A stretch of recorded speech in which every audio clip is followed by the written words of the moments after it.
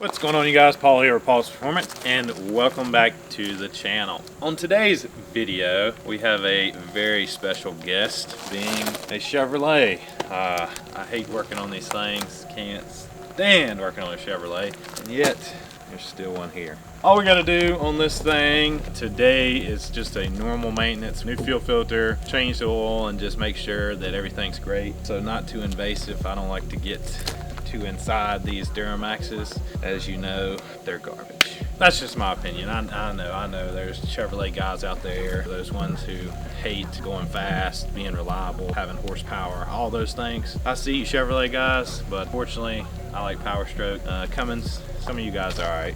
But anyways, let's get this thing pulled in here and get this thing maintenance and hopefully get it away from the shop before it decides it's time to break down. That's usually what these Chevrolets do. So let's get her inside. So we are under the hood of the truck. This is a 2008 Chevrolet 3500 Silverado, which has the LMM 6.6 liter Duramax in it. I think these come in 2-3 years. I think it was 08 to 10 maybe, or I'm not too sure. I don't work on a lot of Duramaxes. I typically stick to my Power Strokes, but I've seen 2 of these in the last month, this being the second one, so I'm guessing we'll have to get familiar with them. Anyways, all we're doing is a maintenance. This guy just bought this truck, and he's wanting the maintenance done, and he's also got a leak he wanted me to check out and just kind of make sure that everything's okay for him to start driving it. So as far as the maintenance goes, fuel filter is buried over here on the side. We'll have to go in through the fender liner over here to get that. We'll push that to last. That'll be a little bit harder to get to. I'm gonna start right here on the top. I'm gonna check my coolant. So I see we have coolant in there, and it looks like it's orange, which is what it should be, the Dex Cool orange. I'm not a fan of Dex Cool, to be honest. I've seen it kind of eat up O-rings and stuff, but like I said, I also don't work on a lot of Chevrolets. Those Chevrolet guys that might be watching this, you can kind of let me know what your thoughts are. I just know I don't really like Dex Cool that much. It looks pretty clean, but it is a little low, so we're gonna top that off. Then I'm gonna move over here to the air filter housing. This still has a factory air filter housing on it, so it'll just have this one Phillips or flathead, whichever one you want to use to get it off. And there you go. Super easy to get that off. And we're gonna pull this filter out. Now, based on the looks of this filter, it actually looks pretty good, like it's probably very recent. Now, I have another trick for you guys. Well, not really a trick, a lot of you guys know about this, but some people don't. I see a lot of customers who have no idea about this, but most diesels, pretty much every diesel I think I've ever seen, most vehicles now have what is called a filter minder. That's what this is. It sticks right here on the side of the housing. You can see right here we have a green section and a red section. And inside there's this little red diaphragm, which you can see it's all the way in the green, which is a good sign, which this filter looks new, so it shouldn't be pulled down. Without having to pull your filter out, you can kind of look at this and tell what the state of your filter's in. For those of you guys who change out in intervals or change them out every oil change, continue doing that, whatever you want to do. I mean, I'm just saying, for people who keep up with a lot of trucks, maybe fleets, or you just want to take a good gander under the hood every so often, without having to pull your filter housing off, you can just take a glance at this and see what the state of your filter's in. Like I said, this one right here is all the way in the green. Once you get a bad filter, it's going to pull that diaphragm all the way into the red, because the motor is requesting air, but it can't get it. So it's actually going to pull a vacuum on this and pull that diaphragm into the red, which would be telling you the filter's bad. And then once that happens, put a new filter in, hit this button and reset it, and like I said, move on about your day. We're going to get this filter put back in, because like I said, this filter looks great, and we're not going to worry with the filter. We're going to move on to the oil change.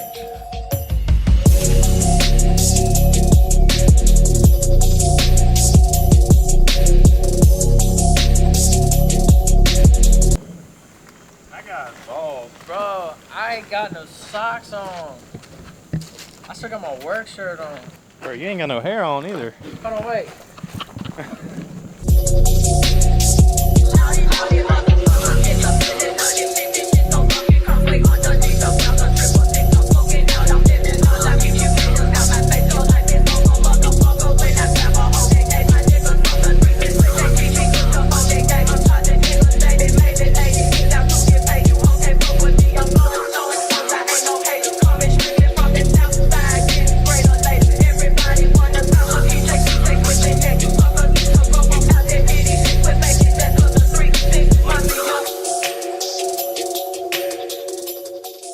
we got the oil put back in. The oil change is complete, very straightforward. Now I'm trying to get to the fuel filter, where if we were in a Power Stroke, probably already be done. Unfortunately, we're on this Duramax, and the easiest way to get to the filter is to remove the fender liner. Make sure you use a pink snap-on ratchet. If you use any other ratchet, it won't work.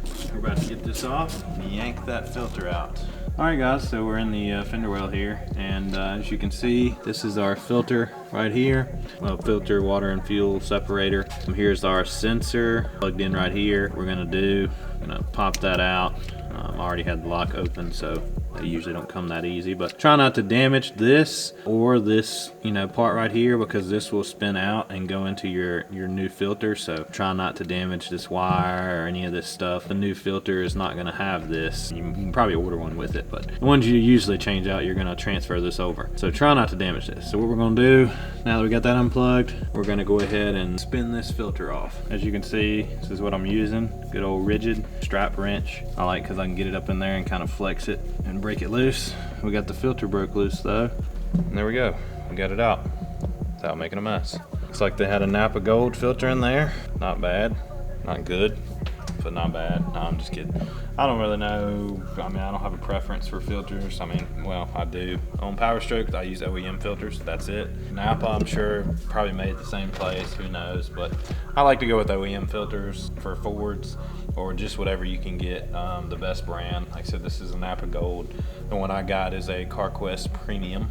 Just get the most expensive one, because this is taking care of a very important system on these trucks, and you do not want to mess up these systems because they are very, very expensive. We got our new filter out, and as you can see, big hole in the bottom. That's for our sensor here, and it also comes with a new O-ring for the sensor, and then your upper O-ring that goes on the filter. So now we're gonna get this sensor hopefully removed. Once we get this spun off, now you can dispose of your old filter. Pulling this out before you stick it back in, you want to clean this up, get any of this, see how we got any grit or anything in there? We're gonna get all that cleaned up before we put it into the new filter. Brake clean, something to that nature, but get all this stuff up. So we're gonna get it cleaned up, get the new O-ring put on, and then get it inside that filter. We got our fuel filter back installed. Actually, when you're putting this back in, you can put it in empty if you want to. It's just going to be a lot more priming, because you have a manual primer on the top. You're going to have to prime and pull fuel up. So it's a lot easier just to go ahead and put some new diesel fuel in it, or some diesel purge, or some automatic transmission fluid, whatever you want to put in there to kind of help go ahead and have the filter full. That way your priming is a lot easier. So we have that full, and now we're going to go up top and we're going to go ahead and prime the fuel system back, because now it has a bunch of air in it, and hopefully get her started back up. Like many other diesels, you'll have a mechanical primer. If you look right here, you'll see it. You'll take it and you'll pump it. And what you want to do on really any of them is you want to pump it till you can't pump it no more. It should get super stiff and be to where you just cannot push down on that pump handle. That lets you know that your fuel is primed. There's also a bleeder screw up there, so that you can, once you pump it up, you can crack that bleeder screw, push the air out, put it back, pump it till it doesn't move, and then your fuel system should be primed. We got that done. If you haven't done this before, please go find you a video and study it, because you do not want to mess up this procedure. Like I said, I've done plenty of diesels on bleeding them, so like I said, I'm comfortable with it. But if it's your first time messing with these, don't just jump into it. Like I said, what my advice is, like I said, I'm just skipping steps. But if you've never done this before, please go watch a step-by-step video on how to prime the exact motor that you're working on, and follow it step by step. That way you don't mess up your fuel system. Like I said, for me, that's the basics of it.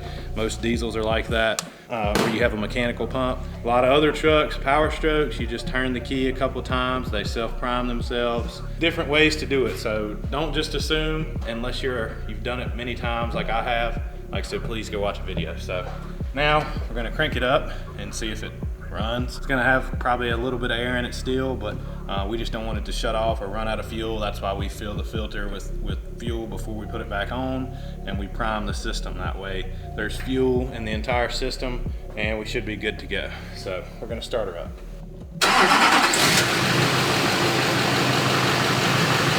We got the truck running, as you guys can probably hear.